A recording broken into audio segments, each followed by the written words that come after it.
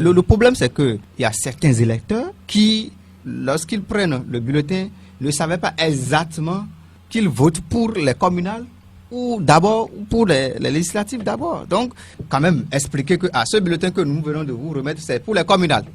Tout au moins ça. Parce que, vous savez, Vigile le disait, il y a certains quand même qui souhaitaient peut-être voter pour les législatives seules. Et dans leur tête, ils sont venus pour ça.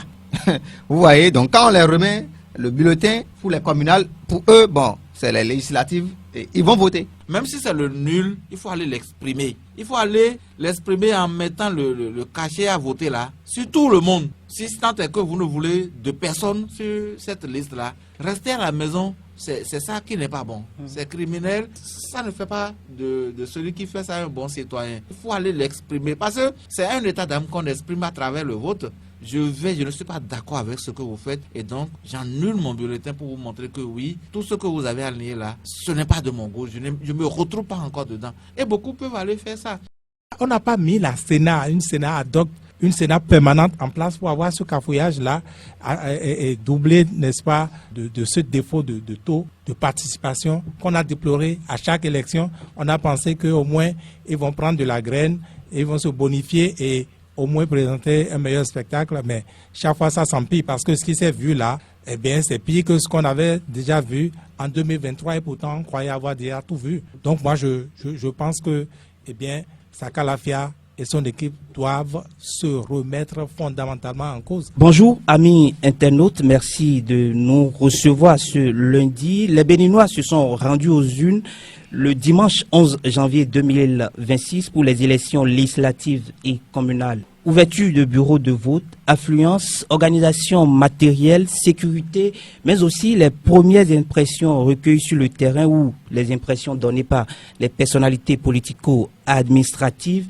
Nous faisons le point sur ces constats de cette journée électorale jugée historique, les tendances qui se dessinent sans bien sûr préjuger des résultats officiels. Pour cet exercice d'émission spéciale, j'ai 3 confrères en studio avec moi. Vigile Awansé, le tout premier débatteur que vous allez entendre dans cette émission. Vigile Awansé, bonjour. Bonjour Samuel, bonjour à tous. Deuxième débatteur dans cette émission, Patrice Avala. Patrice, bonjour.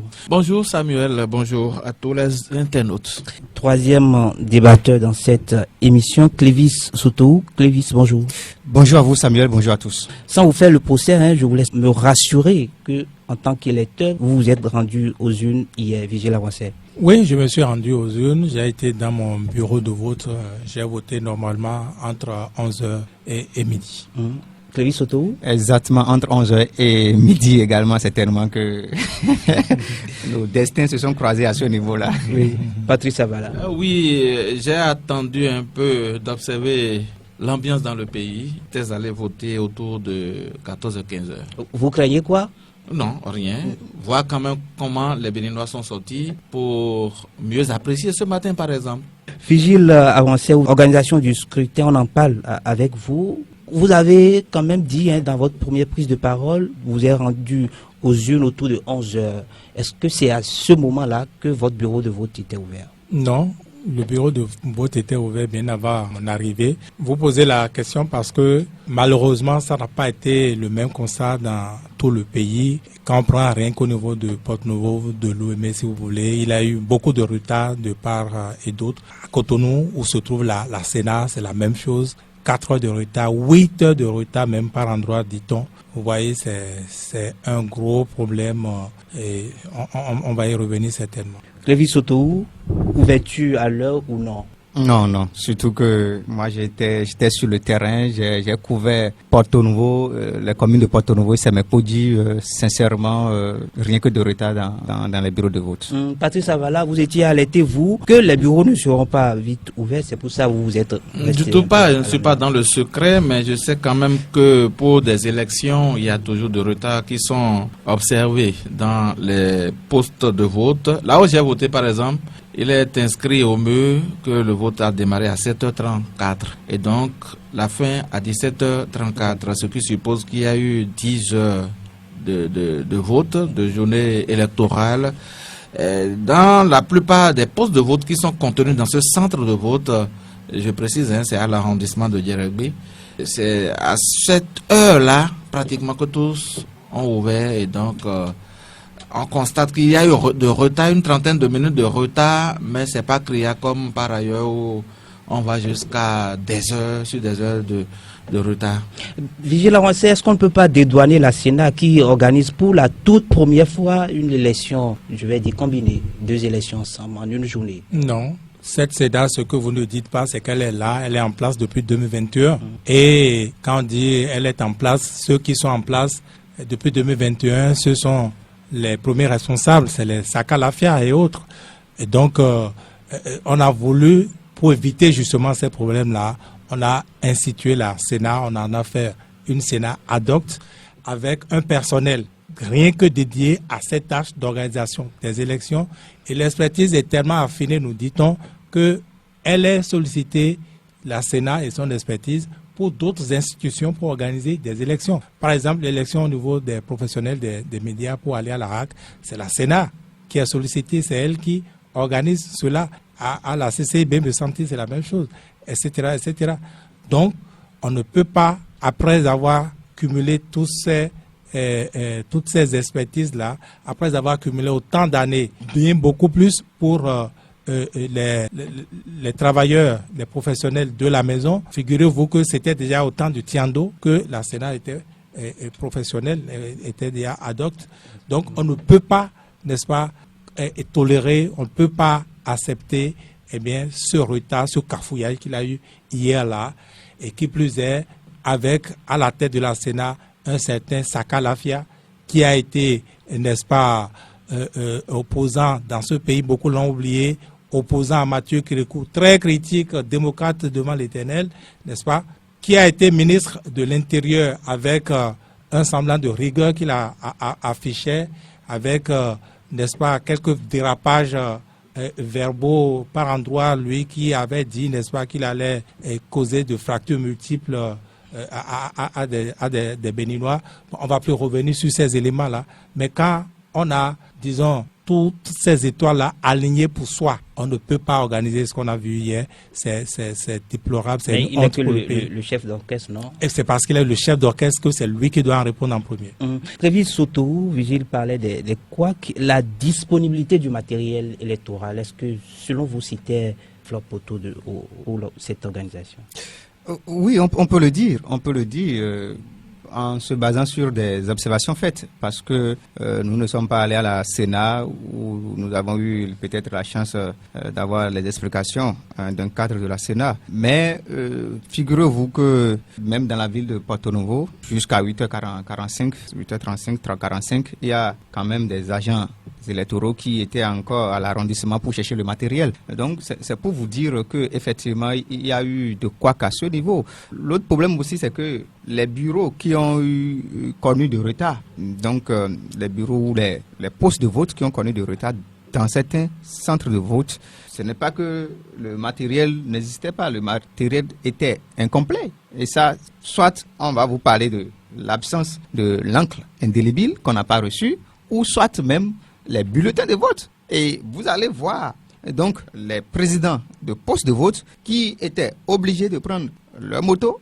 pour retourner à l'arrondissement pour chercher. Donc ça fait qu'effectivement il y a eu ces couacs-là, et ça a vraiment joué sur... ça a sapé un peu l'engouement, parce que moi par exemple j'ai déjà autour de 8 heures, j'ai parcouru dans la ville de Porto Novo presque 4-5 centres de vote, non seulement pas uniquement dans le 5e arrondissement, mais pratiquement dans les 5 arrondissements de la ville de Porto Novo. Et sincèrement, c'était pas la joie. J'ai vu quand même le maire Chalma Nyakoti qui s'est déployé avec ses conseillers pour pouvoir alerter la Sénat afin que les solutions soient trouvées. Et c'est ça qui a fait que parfois des bureaux de vote ont ouvert autour de 9h30. Patrice Avala, la disponibilité et le fonctionnement du matériel électoral sont des récriminations qui reviennent. Les gens n'ont pas eu à temps le matériel. D'autres ont eu le matériel doublant. Qu'est-ce que vous en dites? Et cela dénote de l'inorganisation parfaite au niveau de la Sénat, parce que nous avons dit une Sénat permanente, et donc qui n'a que pour mission de bien organiser les scrutins au Bénin. Quand vous êtes convié à cette tâche, je pense que vous n'avez que ça à faire. La Sénat et ses membres, à commencer par le président, savent que les élections arrivent au Bénin. Quand on a parlé des élections générales, élections couplées, législatives et communales. Et si on ajoutait encore même la présidentielle, comme on a dit année électorale, on pouvait aussi ajouter la présidentielle pour enfoncer le clou. Et là, ça va être le comble. Je pense qu'on ne serait pas là à parler rien que de 16 heures de retard aujourd'hui, mais ça va être totalement autre chose par rapport à ce que les Béninois auraient pu avoir si c'était une bonne organisation. Je pense que c'est une mauvaise politique qui a été faite au niveau de cette institution. L'institution n'a pas démontré qu'elle est là pour cette mission. Elle ne s'est pas véritablement organisée. Je ne sais pas s'il va falloir décentraliser la Sénat au niveau des départements. Pourquoi pas permettre à ce que, en dehors de ce que nous avons à Cotonou, que dirige Saka Lafia, qu'on ait par exemple dans l'Ouémé, dans le Plateau, dans le Borgou, la Takora, la Dongaye, qu'on sort des démembrements de la Sénat. Comme ça se faisait. Comme ça se faisait. Et là, le matériel électoral, surtout le matériel lourd, on conveille ça déjà plusieurs jours avant. Et c'est exposé au niveau des arrondissements, tout le monde voit. C'est vrai, j'ai constaté qu'il y a eu de l'amélioration. Les isoloirs que moi j'ai vus hier, c'est hier moi j'ai découvert ce dimanche-là à ces élections. Et donc, on a eu le goût, on a amélioré, on a fait quelque chose qui ressemble à du bon. Quand on finit de faire ça, il faut respecter les choses. Quand on ne veut pas aller déposer dans les arrondissements, les commissariats sont là pour accueillir le matériel sensible comme on faisait. Est-ce qu'on n'a pas eu la confiance aux commissaires? Est-ce qu'ils sont tous devenus politiques au point de saper la bonne organisation des élections? Mais le constat est que c'est pas bien. C'est pas du tout bien. Les gens vont continuer à voter jusqu'à 1h du matin. Qui veut aller voter? Qui va laisser son sommeil? C'est la bonne citoyenneté. N'amène même pas quelqu'un à sortir de sa maison pour dire que je vais voter à 1h du matin. Ça sort de l'entendement et donc ce sont des choses à revoir. Parce qu'ils ne sont pas là hier. 2021 à 2026, ça fait 5 ans. Et donc ils ont capitalisé des acquis. C'est pas parce qu'on a parlé de double scrutin en une journée que ça a donné cette image que nous avons vue là. C'est une mauvaise organisation qu'il faut dénoncer et moi je dis que c'est pas bien. Il va falloir qu'on revoie la copie. On ne peut pas être dans Cotonou parce qu'on a dit que oui, on a privilégié les zones éloignées. Je dis, quand on privilégie là-bas, quelqu'un doit être responsabilisé pour Cotonou, pour Porto-Novo et s'y mettre. Mais on constate que c'est un abandon total jusqu'à ce qu'on peut rester dans Cotonou et avoir jusqu'à 8 heures de retard. C'est inadmissible et sincèrement, la Sénat, je ne sais pas, on l'a dit permanent.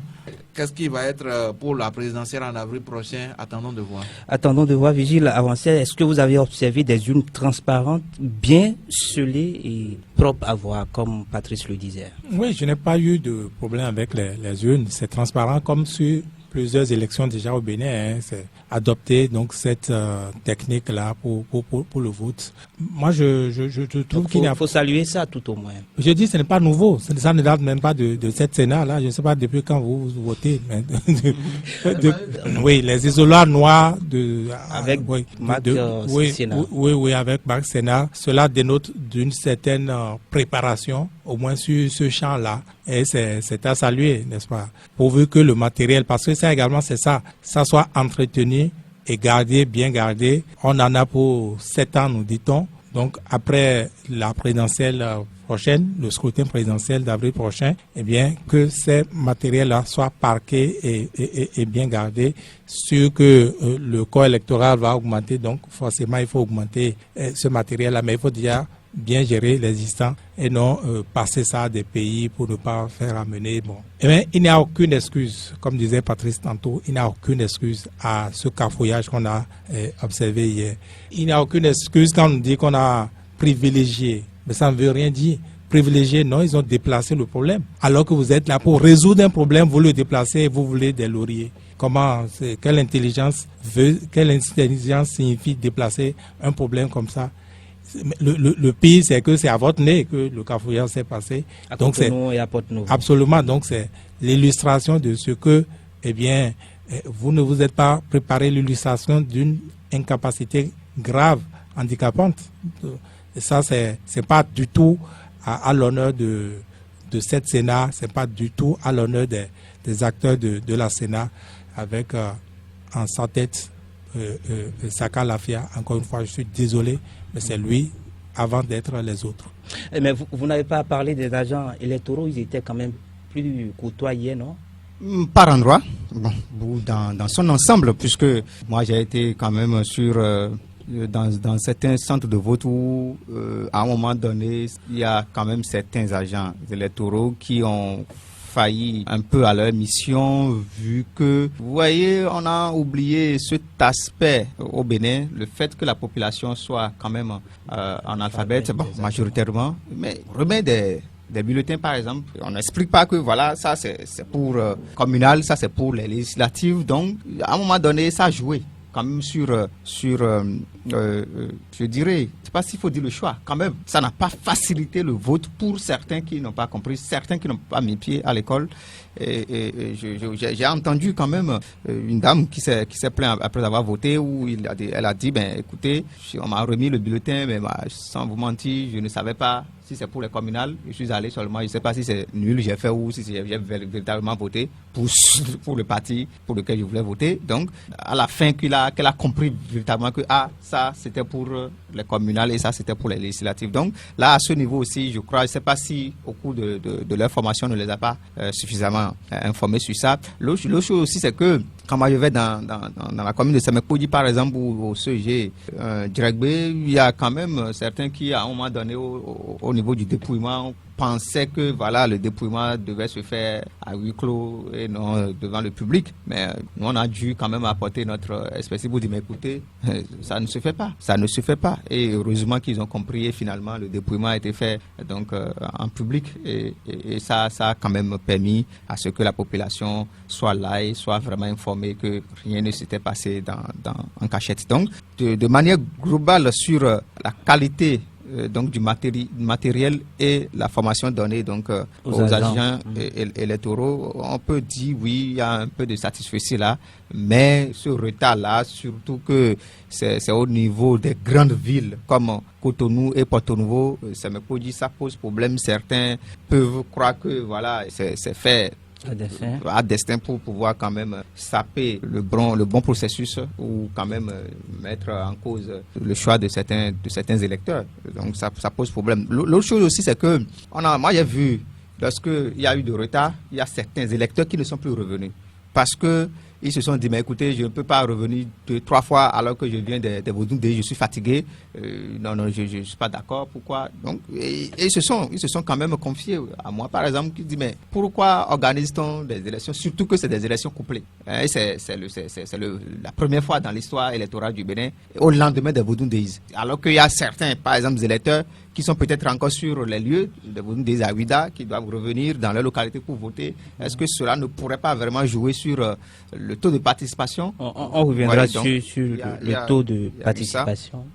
Et l'autre chose aussi, c'est qu'il y a certains électeurs qui sont surpris de voir que leur centre de vote a été changé. Moi, je ne comprends pas. Mais j'ai cherché à comprendre. J'ai compris que quand même, c'est fait par l'alphabet. Il y a A où on voit le début des noms qui ont commencé par A dans certains centres de vote et la suite se retrouve dans d'autres centres de vote, et donc ça a créé également ce cafouillage là au niveau des électeurs où les électeurs se disent, mais c'est ici je vote et je n'ai jamais changé de bureau de vote. On dit, ben allez dans l'autre bureau pour voir si c'est quelle lettre, est-ce que votre nom ne se retrouve pas là-bas. Donc d'autres ont dit, mais je ne peux pas prendre Zim 3-4 fois pour le même vote. D'abord, qu'est-ce que je veux gagner, je retrouve chez moi. Donc on a vu certains qui étaient découragés, qui se sont retournés, d'autres qui quand même ont tenu à voter et l'ont fait. Donc ça fait partie aussi des couacs qu'il faut relever et corriger à l'avenir.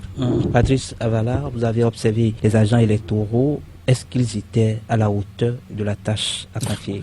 Ils ont dû être formés pour la bonne cause, et donc la Sénat qui les a conviés à cette tâche a trouvé en eux la capacité de l'accomplir. Donc rien à dire, je n'ai pas vu des agents se rebeller contre les électeurs, non, je n'en ai pas vu. C'est vrai, j'ai observé un électeur qui regrettait le fait qu'on ne lui ait pas précisé, par exemple, que nous sommes à 2 élections communales et législatives. Et donc, lui ayant reçu un billet, comment vous appelez ça, le bulletin de vote, Oui. allait déjà vers l'isoloir quand on lui demandait que c'est ceci. Il a commencé par faire des récriminations pour dire mais non, c'est pas ça, c'est pas normal que vous ne puissiez pas m'informer de ce que nous sommes dans 2 élections, que le bulletin qui m'est remis est pour telle élection, pour me permettre de savoir quel choix faire. J'ai assisté à cette petite scène-là et il ne lui a pas fait de cadeau. Seulement, on ne lui a pas répondu avec le même entrain. Et donc, ces petits détails-là, on les a observés sur le terrain. Mais le problème que soulevait Crévis, je l'ai aussi constaté sur le terrain quant au déplacement. Vous savez, la Sénat a autorisé le déplacement des électeurs d'un poste de vote à un autre, selon que votre localité a changé entre-temps. Mais ça a été une panacée pour les hommes politiques. Parce que il y en a qui ont déplacé des gens contre leur gré, parfois massivement. Et ce constat est alarmant. Parce que, bon, on se dit, quand il va venir voter chez moi, je vais peut-être influencer son vote. On en a vu. Des gens qu'on a même déplacés, on a mobilisé des bus, on a mobilisé des motos pour aller prendre des gens dans leur village, pour venir voter dans un autre village, tout ça. C'est ce déplacement autorisé par la Sénat qui a permis à ce que les gens en fassent autre chose. Au point où on les déplace, ils viennent, ils ne voient pas leur nom, là où on les a déplacés.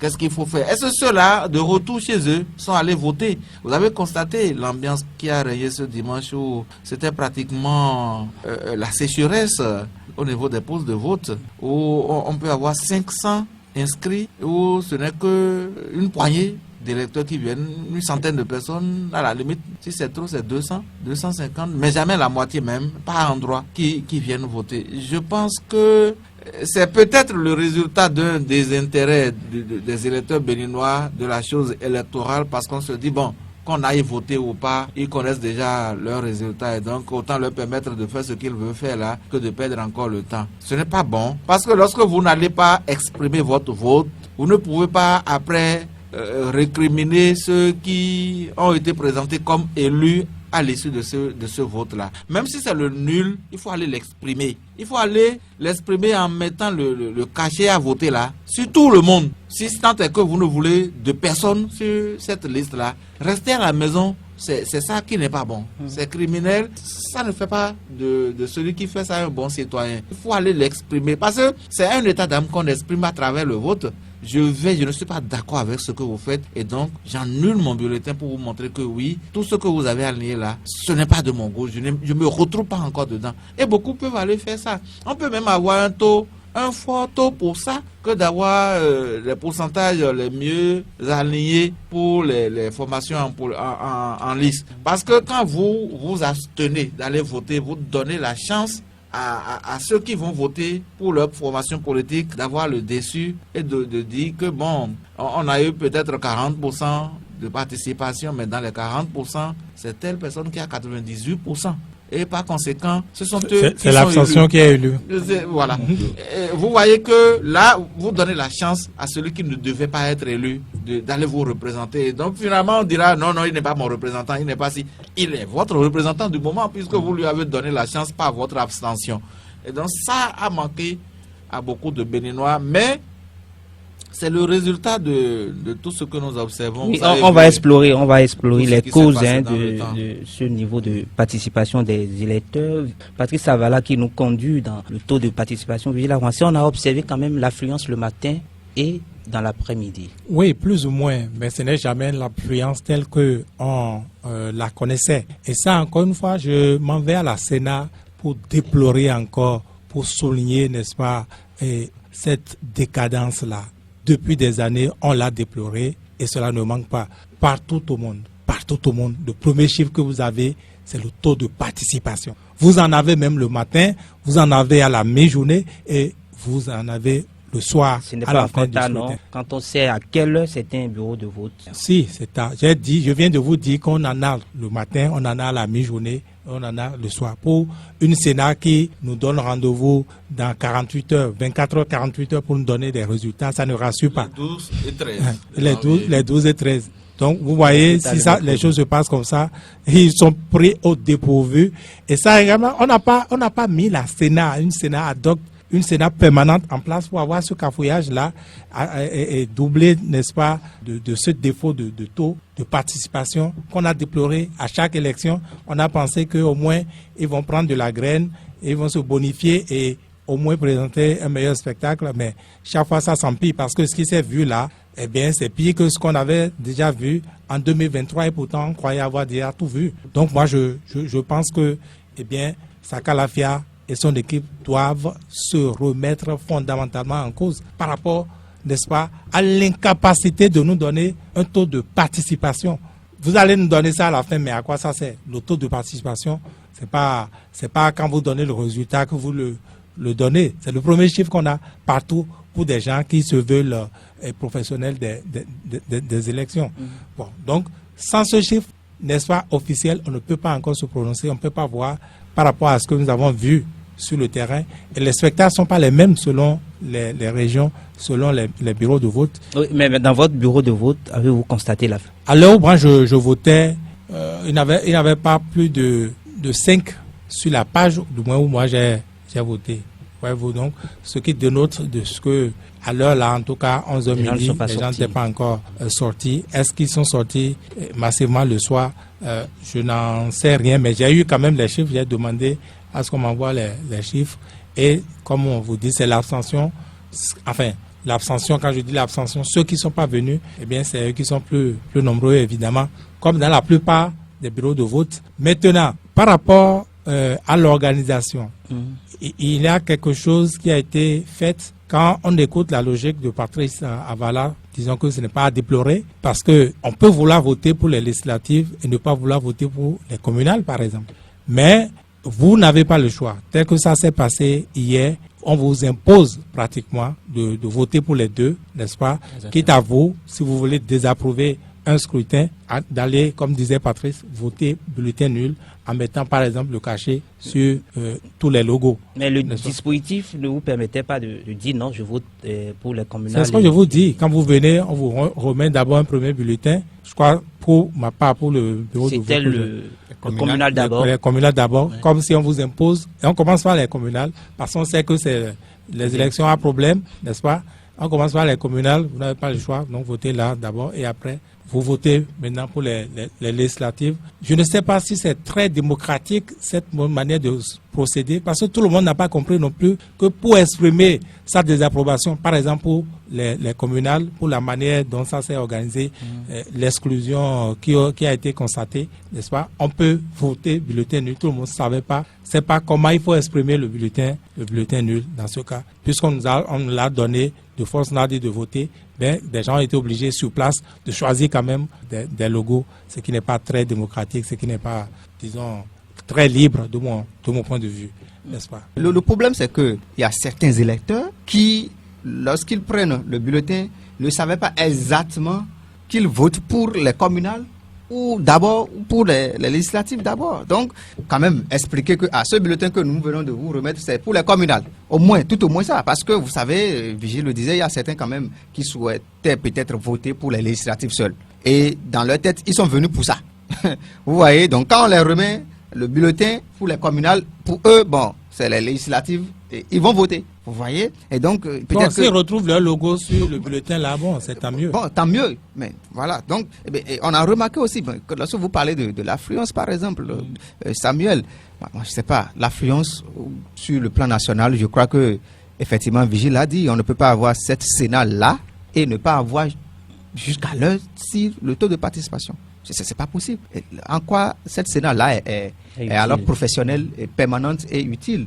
On a quand même mis des ressources à leur disposition depuis 5 ans. Oui, Clévis Soto, Patrice Avala, Vigile avancière. Malheureusement, on va arrêter cette émission sur cette brèche que vous ouvrez concernant le taux de participation. Nous attendons clairement cette journée du 12 janvier pour avoir quelques indicateurs sur le taux de participation et on reviendra demain demain dans l'émission Que dit la presse pour aisément en parler. On parlera également demain des discours des acteurs ou des impressions recueillies sur le terrain lors du déroulement de ce vote. Et on fera également un bilan au sujet des chiffres ou des grandes tendances issues des urnes. C'est donc la fin de cette émission. Merci à vous. Émission, merci à vous. Émission, merci à vous. Émission, merci à vous.